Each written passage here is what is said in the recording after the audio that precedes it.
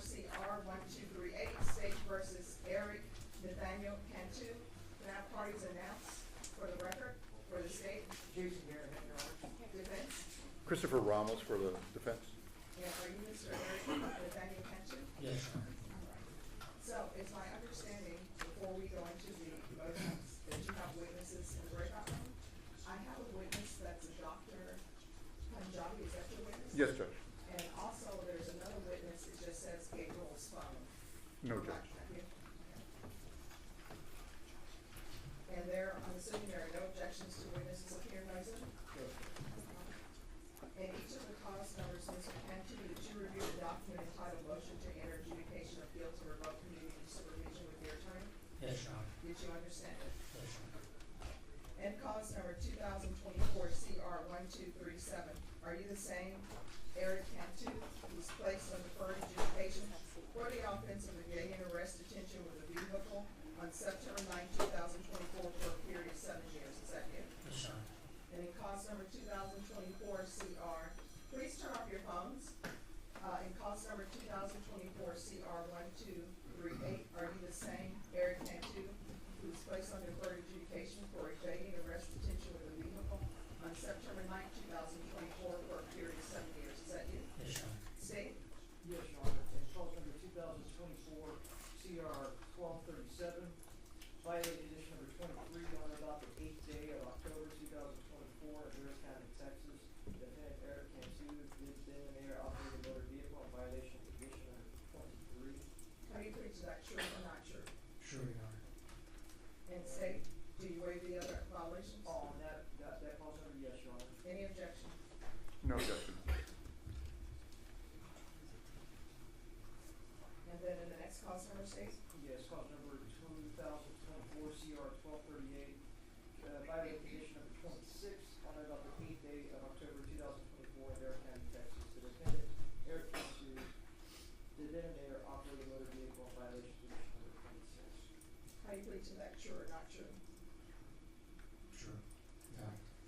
And each of those cause, and any objections to the waivers? No, Judge. And each of those cause numbers, did you understand by pleading true to violation of condition number 23 and violation of condition number 26, the court will find both of those violations true, grant the motion, find you guilty, and sentence you up to 10 years in prison in each cause number and up to a $10,000 fine in each cause number? Yes, Your Honor.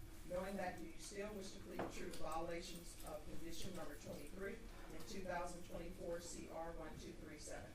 Yes, Your Honor. And do you still wish to plead true to violation of condition number 26 and 2024 CR 1238? Yes, Your Honor. In each cause number, the court will find violation of condition number 26 true and violation of condition number 23 true. Is there a proposed agreement? Not agreed, Your Honor.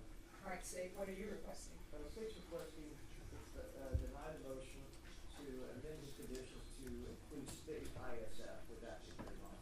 All right, what is your request? Judge, to put the allegation or the true plea within context, he is reported to have met with the probation officer. He drove himself to the probation department.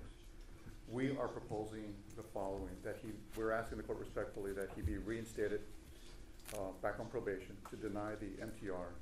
We're asking formally that the court add very specific conditions that can address some of the trauma that he's been exposed to, specifically a cognitive behavior course, increased UAs, and weekly visits to his psychologist. In order to provide the court some guidance in its determinations, the defense would like to call Dr. Punjabi to provide some mitigating information and a framework in which we can view whatever punishment the court wishes to impose. All right, Dr. Punjabi, if you'll unmute, please. Yes, thank you. Can you raise your right hand for me, please? Of You course. solemnly swear affirm the testimony you give will be the truth and nothing but the truth, so help you God? Yes, I do. All right, you can lower your hand, state your name for the record. Dr. Sunita Punjabi. All right, and could you spell your name, please, for the court reporter? Of course. It's Sunita, S as in Sam, U as in umbrella, N as in Nancy, I as in igloo, T as in Let me Tom. stop you right there. Court reporters don't like when you do the, what each letter signifies. Oh, You okay. just spell it completely. Got it. Okay, thank you. Well, I'm from India, so I didn't know if it was confusing, but yeah, my last name is Punjabi, Punjabi. And if you spell your first name. Sure, Sunita. Any objections to this witness appearing by Zoom? Not from the state, Your Honor. All right, Mr. Cantu, you have a right to have witnesses appear in person. Do you have any objection to this witness appearing by Zoom? No. And if it's on Zoom, you have no objection? No objection, Judge. All right, detention may proceed. Dr. Punjabi, for the benefit of the record, are you familiar with Erik Cantu? Yes, And do you see Erik Cantu on the screen in front of you at this moment? I do. And for the benefit of the record, can you describe something that he is wearing? He's wearing an orange top. It looks like something I would affiliate with jail. And how long have you known Mr. Cantu? Gosh, it's been 2 years. And in what capacity did you come to know him? I was his therapist. I've been doing neurofeedback and coaching and counseling with him. And during your time with him, were you able to provide Mr. Cantu with either a diagnosis and or treatment for any sort of post-traumatic stress? Yes, in fact, I have brain maps that show the most likely medical probability is that he's PTSD and he's traumatized and he's dealing with some other triggers. So yes, I have diagnosed him and I have treated him, and I've had some really great conversations with him as well in therapy. And what is your official diagnosis in regards to Erik? He has PTSD without question, but that is causing some other symptoms. So PTSD is not the only, it's a primary diagnosis, but it's not the only symptom. And what are the major symptoms Erik has experienced as a result of the PTSD? He can blank out. He's so traumatized right now by trying to be compliant because he wants to normalize his life very much. He wants to be a role model to his child. And so the PTSD is causing him to have almost tunnel vision because he doesn't want to make another mistake. I'm so familiar with PTSD that what he's doing is he's not getting the big picture because he's so obsessed with getting it right. He doesn't want to be in the wrong anymore. He really is trying to rewrite the narrative of his life. So this causes him to hyper focus and make some bad decisions. I don't know if that makes sense. Yes, doctor. Now, in your discussions and in treatment of Erik, can you share with us what was the source or the creation of the PTSD, as far as you know and your understanding?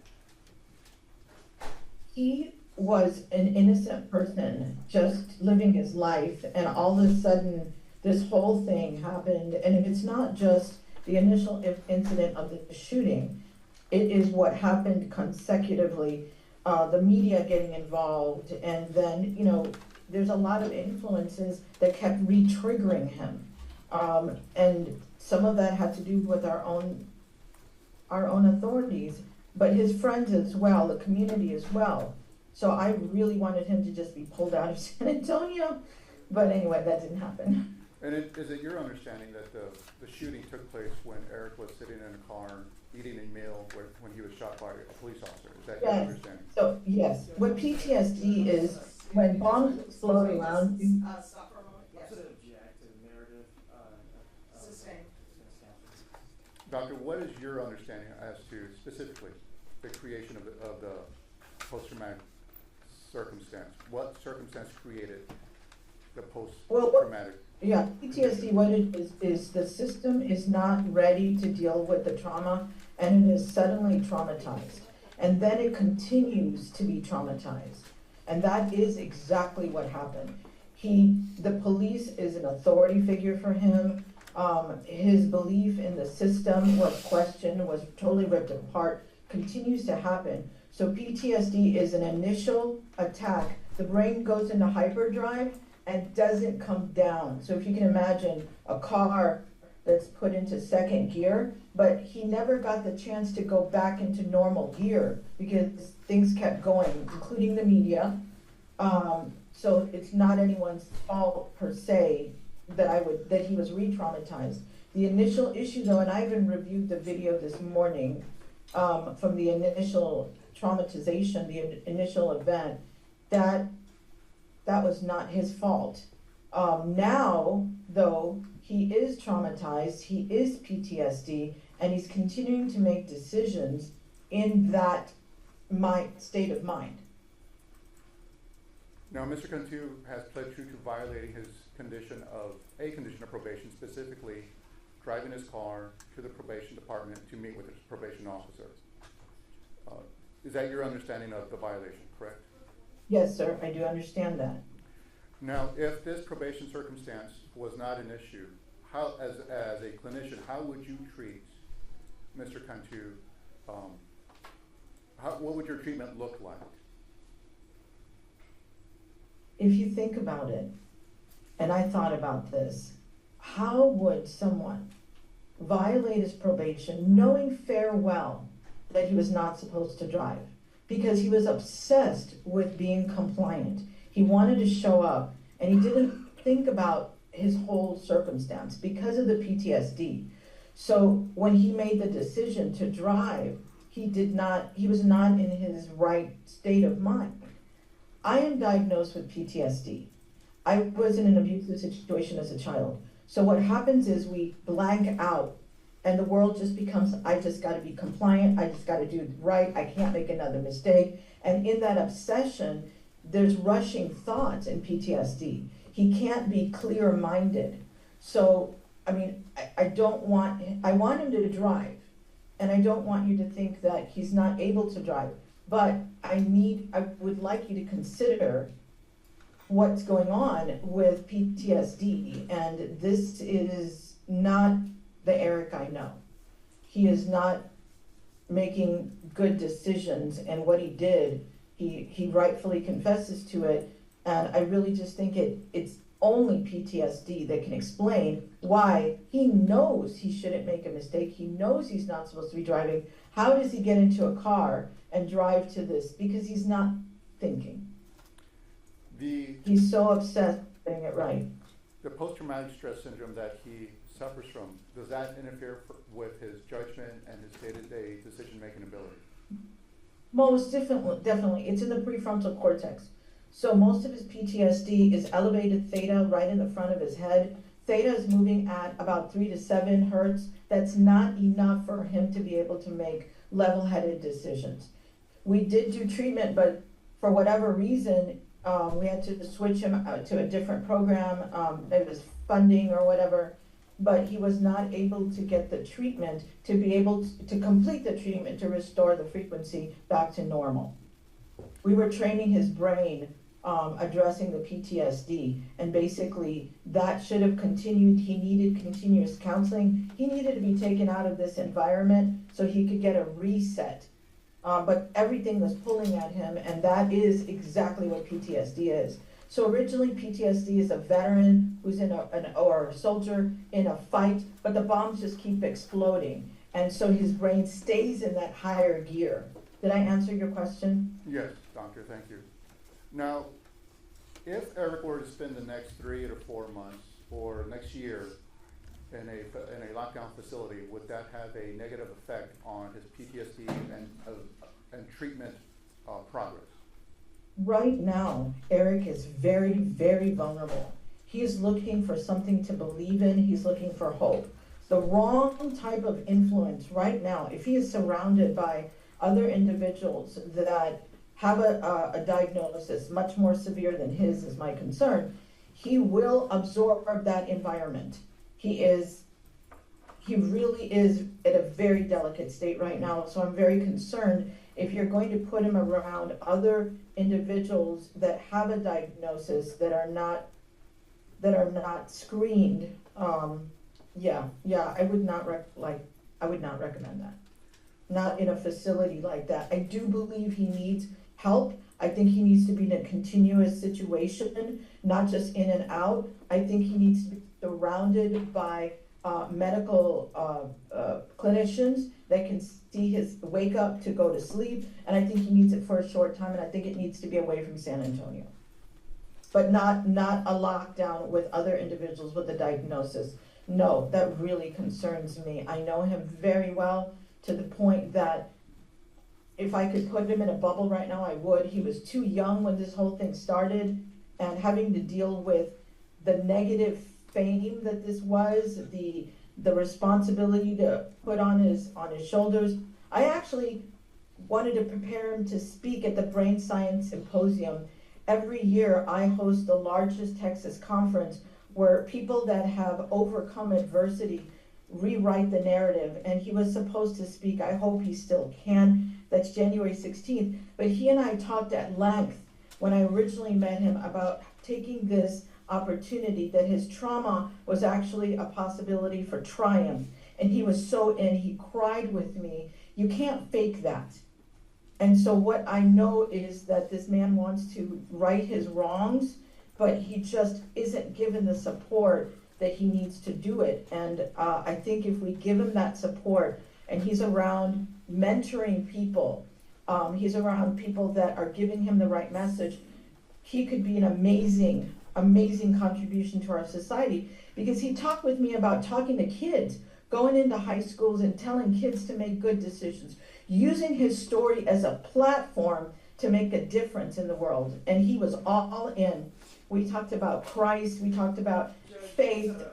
That was all real. Sustained.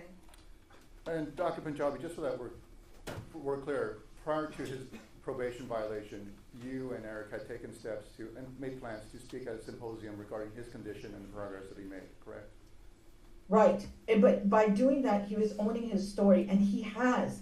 He did a retreat with me that a lot of people don't know about, 3 days. Sustained. All right, thank you, Dr. Punjabi.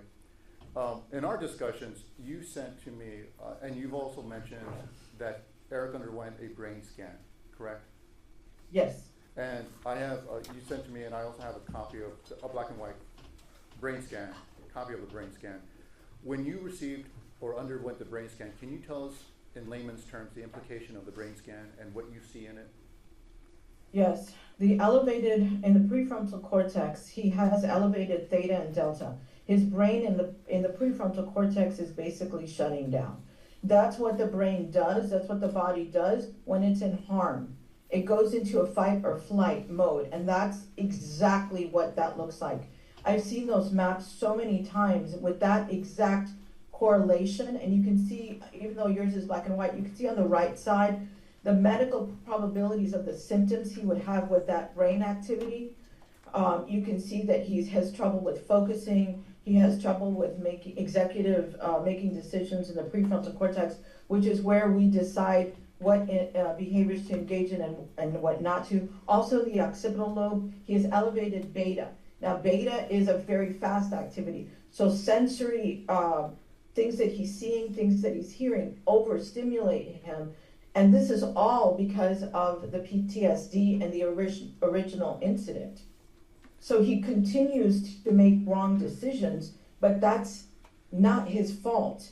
He is diagnosed, he shows the map that there's no way mathematically he could have faked that.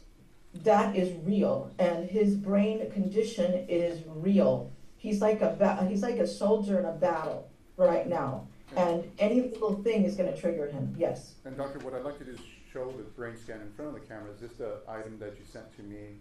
Is this his brain Yes. scan? And I've Yes. marked it. If it was in color, you would actually see the exact location. It's red, it's bright red, and it's yellow and orange where there's a deviation from normal. So what we're using, these are Z-scores. It's based on a normative database of 300,000 kids his age. And we're comparing his brain to what's normal. And you can see the deviation is so severe. On black and white, you can't see it, but if you saw it in color, the deviation is so severe that right now, he's just very vulnerable. Thank you, doctor. For the benefit of the record, what I'd like to do is offer State's Exhibit 1, which is a copy of the brain scan into evidence pending a correction from the state. Judge, I just object to the entrance of the brain scan. Has been authenticated.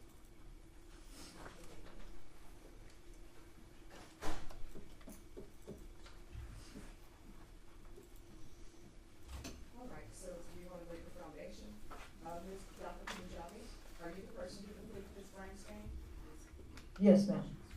Our office did. No, did you complete the brain scan? Yes, I did. You mean, did I do the brain scan for him with him? Yes. All right, you wanna lay the foundation?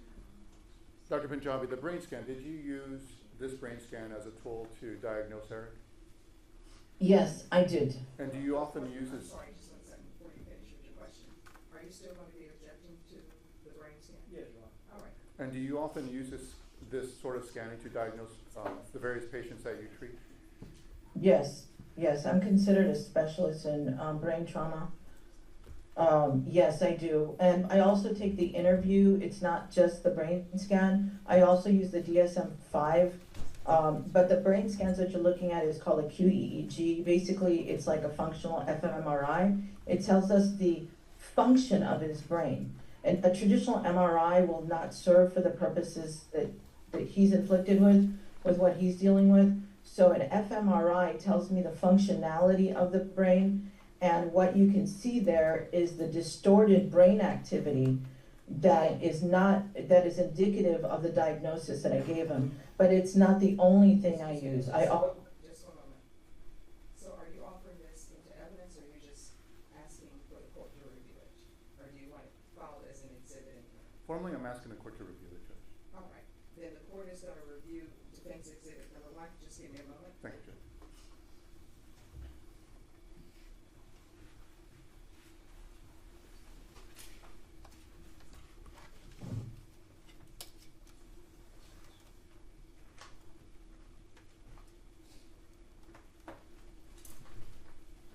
All right, court has reviewed, defense's exhibit. Thank you, Dr. Punjabi. I've asked you a lot of questions. Thank you very much for your time. Is there anything that I did not ask you, do you think the court should know in terms of deciding the outcome of Eric's probation? Or how he should spend the next either few months or next few years? I think you've asked me the questions that you need to know.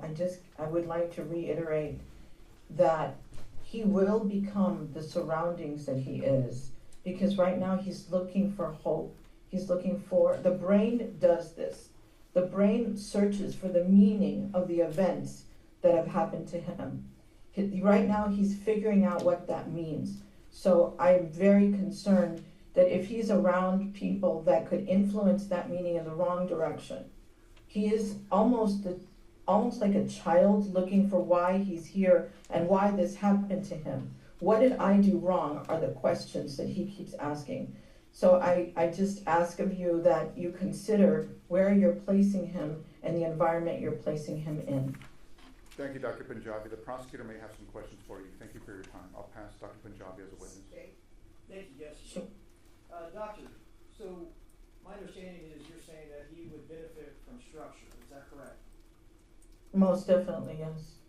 And structure of kind where he has counseling and he's under doctor's care, is that correct?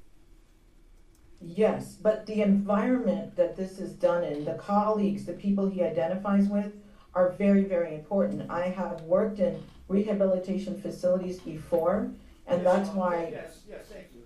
But the fact Okay. is, you have had him under your care for over 2 years now, is that correct?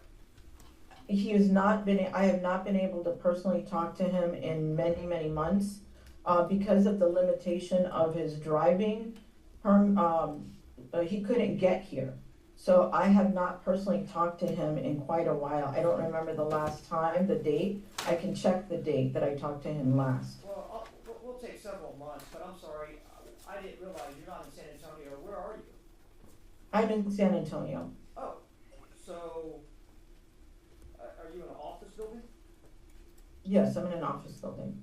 Here in San Antonio, where at? Located, where at in San Antonio? I-10 and Bernie Stage Road. It's just past La Cantera. So, I guess it could be said that a bus system actually has a bus system out there or no? I don't know. I'm not familiar with the bus systems. There is no bus system is what I've been told. Okay, so you don't know if there's a bus system them, what about, does Uber go there, or does, say, Lyft, or any type of taxi service, would it be able to take? Yes, and Eric, Thank you. has, Thank you. yeah. And so the fact is that you're in San Antonio, he hasn't gone to you to get medical help, you've said that he needs medical help, he's had an opportunity because he has you in San Antonio, is that correct? Yes, Okay. he does have that opportunity. And so for 2 years, you've talked to him throughout that time, maybe not every day, but you have. And you do realize that he is on probation for evading arrest in a vehicle, are you aware of that? Yes, And not only just one evading arrest in a vehicle, but 2 evading arrests in a vehicle, are you aware of that? yes, And you're aware that also did you watch the body cams or the dash cams from those evadings? no, I have not seen those, but he has So- called me, so- things so- with that So the fact happening. is you haven't reviewed those cases that he's on probation for. Are you aware that in one of those evadings, he actually ran into an innocent individual in their vehicle and caused damage, if not put them in mortal danger of causing an accident on the highway? Are you aware of that? I am aware of that, Okay, and so. and when I can speak, I'll tell you what I think about it. That's right. I mean, defense counsel will be able to ask you some questions. Mr. Ramos will ask you some questions if you'd like to expand on that. But you are stating that he would benefit from structure. Is that Yes. right? And you've had an opportunity for over 2 years to give him that structure, which has not been done. He's done very well until the recent events. So he's done very well in the 2 years that you talked to him, and he violated the law at least twice for evading arrest in a vehicle. Is that right? When he was seeing me regularly and when he was seeing a counselor regularly and getting treatments regularly, there were no violations. These The evadings- violations these started evadings after. that have been. The defense is gonna object. We're gonna ask the state to allow the witness to finish her answer before we ask another question. All right, state if you re-answer your question. Right. And I'm moving on here. The fact is that the evadings happened well over a year ago. So he was under your care during the time of these evadings. You're aware of that, right? No, he was not seeing me over a year ago. I was talking to him, I was writing letters for him, but he did not see me. He stopped seeing me about a year into the entire thing, on a regular basis. Now, I did have a counselor that was working with him, Mary Contreras, and she would talk to him via telephone, but otherwise he was not seeing me and he was not getting the treatment that he needs. And that's because he couldn't drive. He wasn't allowed to drive. So yes, there's a Uber and there's all those things, but when you have a PTSD diagnosis, you're not thinking clearly. You can't make those kinds of executive level Object decisions. to her narrative. It's the same. Thank you. So, doctor, what I'm asking you is you're saying that 1, he needs structure, 2, that he needs to drive.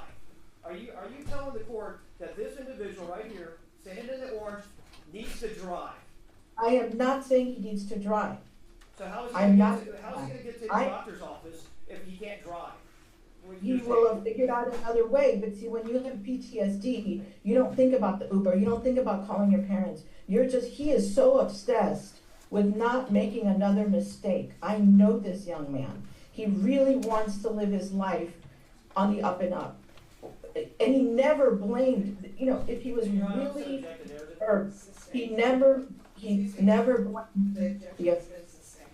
And doctor, thank you very much for acknowledging the fact that this individual, out of all the individuals in the world, wants to do better. I think we all can say we want to do better, but it's the question of whether we do better. And so, But he has a diagnosis. In this case, he has not done better.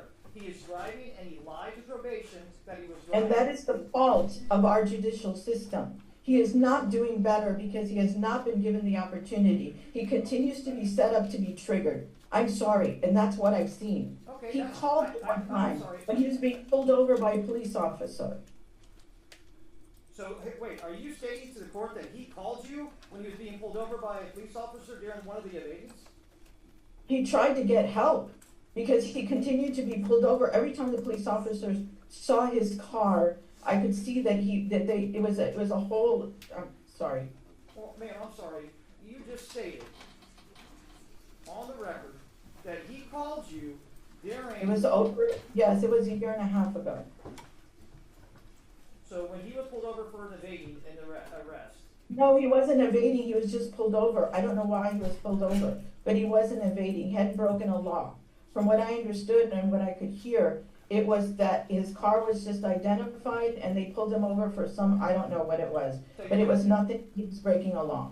you have no clue what But was I going could on. hear, and I could, no, but I could hear the police officer telling him it was some kind of excuse. And this continued, and that's the issue. So He- I'm sorry, objection against the narrative, Your Honor. It's the same.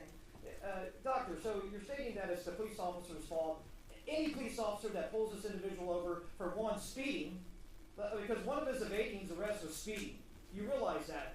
Is that correct? Sir, I don't know if you know what Okay, that's fine. PTSD is. I understand you're not clinically trained, but PTSD means that he will be re-triggered. And that's why he needs to be pulled out into rehabilitation that doesn't involve other types of criminals, though. He's young, he's vulnerable. When this originally happened, he was 17 and a half years old. He's been locked in that age and that mindset. That's when you're traumatized. So I understand you have no clinical background, but it, The objection is it's the same. Doctor, I appreciate your point of view there, but yet again, you did state on the record here that he would benefit from structured environment with counseling and also other individuals that would care for him, because this individual is vulnerable to actually violate the law yet again. Is that correct? yes, Thank you. No but further questions. his brain is, okay, his brain is seeking meaning. Dr. Punjabi, thank you very much for your time. Eric and I are grateful for your time and your testimony. We have no further questions for you. Thank you very much. All right, Thank you. Any other witnesses? No, ma'am. Just argument whenever the court's ready. All right, any objection to the court reviewing the court summary? No. objection to the statement. No objection, Judge.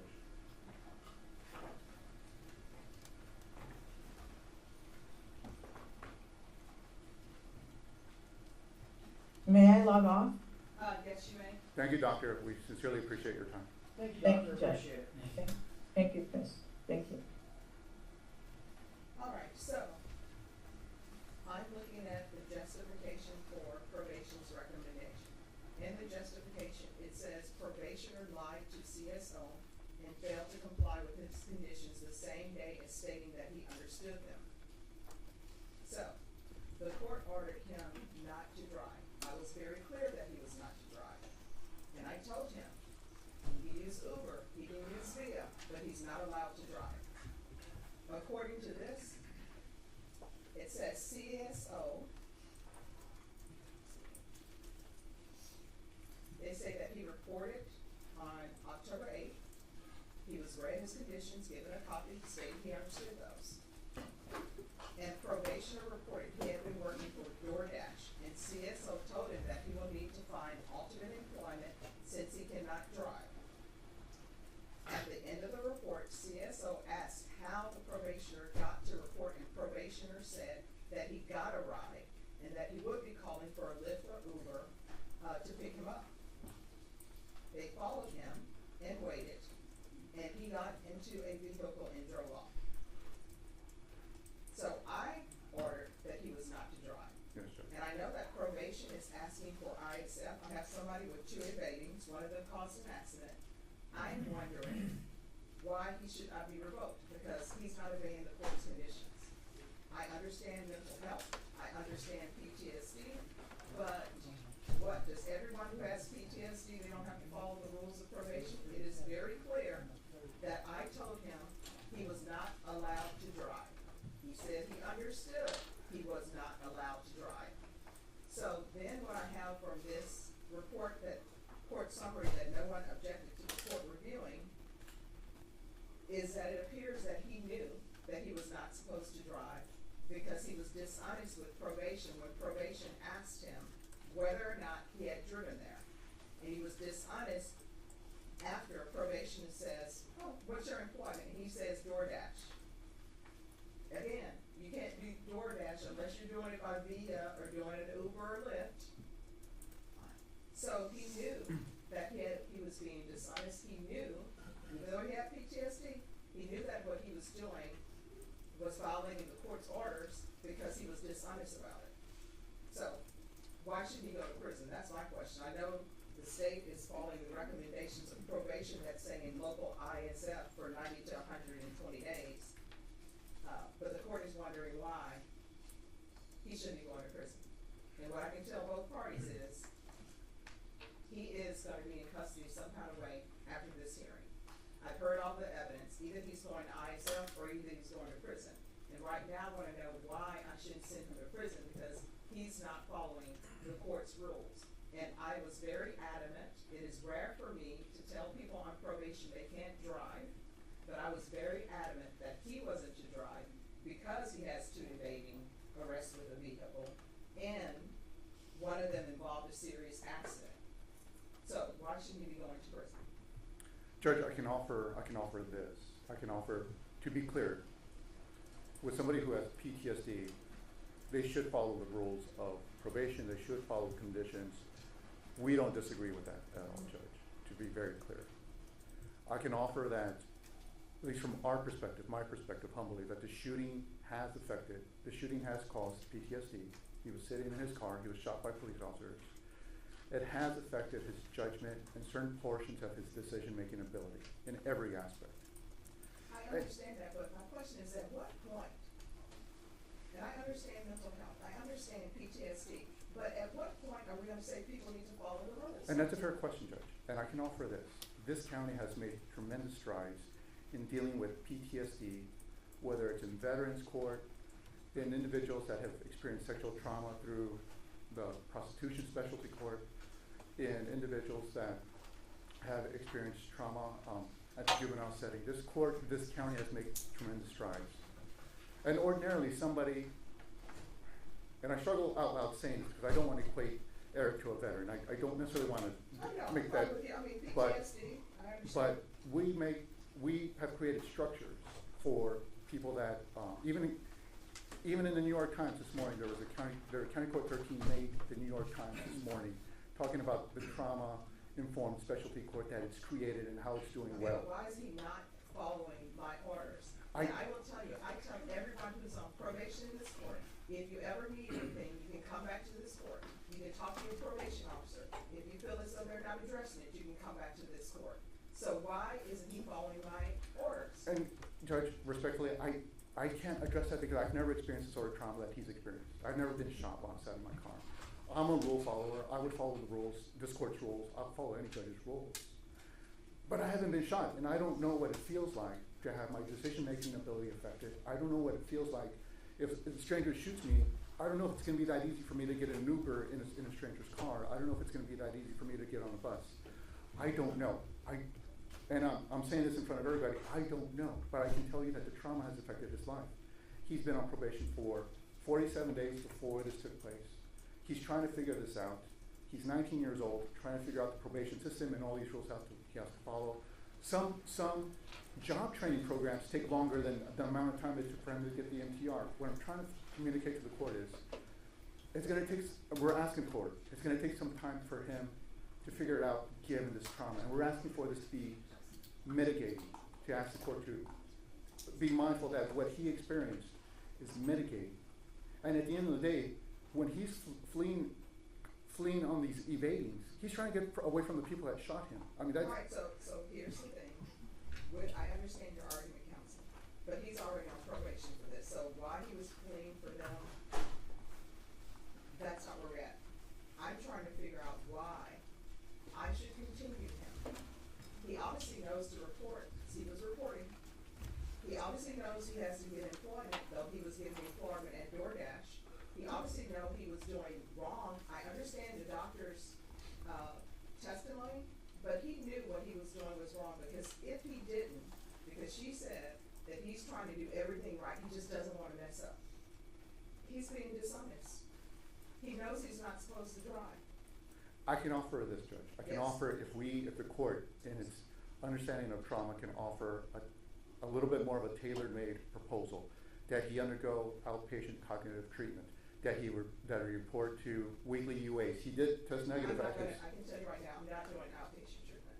Here's the thing, where we're at is, I'm trying to understand why I should send him to prison. Either he's going to ISF cognitive, or either he's going to prison. Right now, I'm trying to understand, and I understand the PTSD, but I'm reading the report from the court summary. He knew he wasn't supposed to drive. And her thing is that he wants to get everything right. Part of getting everything right is following the court's rules. And my main rule on this was no driving until further notice. And if he wanted to drive, all he had to do was contact his probation officer and say, you know what, I got a job with DoorDash. The judge said I can't drive. I would like to approach the judge about that. He could approach me. I would have made a ruling on whether he could drive or not. But instead, what he did, he's doing DoorDash, and then he goes into probation driving when he knows he's not supposed to be driving. And then when they asked him how he got to probation, he's dishonest, and he says, somebody dropped me off and I'm gonna call an Uber or Lyft. And then he goes and gets in his vehicle and drives away. So, I understand PTSD, I understand mitigating factors, but part of my job, I view, is to protect the community. He was given deferred adjudications on 2, evading arrest with detention of a vehicle. I understand he's been shot before. His previous counsel said he's been shot before. I understand he was shot by the police. His previous counsel said that. So, I set conditions, taking that into consideration, and allowed him to live his life on probation, but without driving. And I know I brought up to him that he could take the via Uber, Lyft. Instead, he's being 100% dishonest with probation. Now, probation is recommending ISF. They're not recommending revocation. So, again, we're back to the point. Why should I revoke him? Because my main rule was no driving. And he violated that, and he was dishonest about it. And that's more than just PTSD. That's knowing you were not supposed to do something, but doing it anyway, and thinking you would not get caught. And if there's this fear of police pulling him over, then why is he lying? But I told him not to. I can only offer Judge that the PTSD did affect his decision-making ability, and it did affect his judgment, and it got him here today. And I can only offer Judge that. It sounds like the court, it does sound like outpatient is not an option for the court, and No. we understand that at this moment in time. So, in the alternative, Judge, I'm asking for anything less than revocation. Presuming that the court allows him to go to the inpatient or to the ISF facility, and after the 90 or 120 days, he can resume his treatment with his psychologist. The court can tailor conditions that require him to attend. Dr. Punjabi said something that was very significant. She said that he was receiving the treatment, this probably wouldn't have happened. He would have had the structure. If we can structure a probation that makes him report every so often All right, to. so the reason why he wasn't receiving treatment with her is because he didn't want to receive treatment with her. I have never stopped anyone from receiving treatment from wherever they want to receive treatment from. So that's because of him, and he didn't want to see her. For whatever reason, he didn't want to make an appointment with her. I've never stopped anyone from receiving mental health treatment. I've never stopped anyone from receiving drug treatment. He didn't want to, but now he does, I guess. All I can offer, Judge, is to give Erik a second opportunity. And I think the things that have happened to him are mitigating. And for that, we're asking for an additional opportunity for him to be either sent to ISF, anything short of revoked. And I hesitate to say out loud, but there are these mitigating factors that I think I am mindful that the court is concerned about community safety. I am very mindful of that, and I can appreciate that very much so. But there are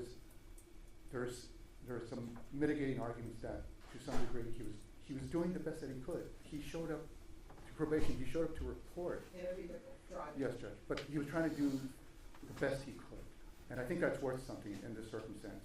The alternative is not to report, which we see happen a lot. He took steps to report. All he had to do was pick up the phone, call probation.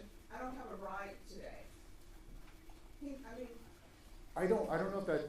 He knows he's not supposed to be driving. PTSD, doesn't have PTSD, has PTSD. He knows he's not supposed to be driving, just like he knew he was supposed to report. That's why he reported. PTSD does not mean that you don't know your obligations. I don't know, Judge, if that's, No, that's true. I've studied it a lot. PTSD doesn't mean that you don't know you're supposed to report. Obviously, he knew that, he reported. It appears that he's just doing what he wants to do on probation. He wants to see his therapist or not. He doesn't go see his therapist. He doesn't tell probation, I would like to see my therapist. He wants to report, he reports. He wants to drive, he drives. And according to this court summary, this is just the first time they caught him driving. I don't know how long he's been driving, but if he's been working for DoorDash, obviously that involves him driving. And I don't know who allowed him with this vehicle. Is this his vehicle, this black vehicle, or is it his father? my understanding it's not his. I believe it's a family member's, it may be his father's. I'm not entirely sure, Judge. All right, I think it's his father's. His father came in to testify with regards to a bond issue, I believe. Yes, a bond settlement. Okay, yes. And it's his vehicle. I don't know why his family members are giving him vehicles when they know he's not to be driving. All right, State, what are you requesting? Judge, the state, just like many other type of probationers that have violated within a short period of time, we're requesting and going along with the recommendation of, it says local ISF, the state was asking for state ISF, but the probation department has asked for local ISF. And Your Honor, just in the narrative, it says that this vehicle was listed on his personal data sheet, so it's something that he's aware that that was his vehicle. And so the state's position is that if lack of revocation, definitely state or local ISF with aftercare. Probation? I'm sorry, and a no driving for the duration of his probation, Your Honor. Probation? Yes, Judge. What is probation's recommendation?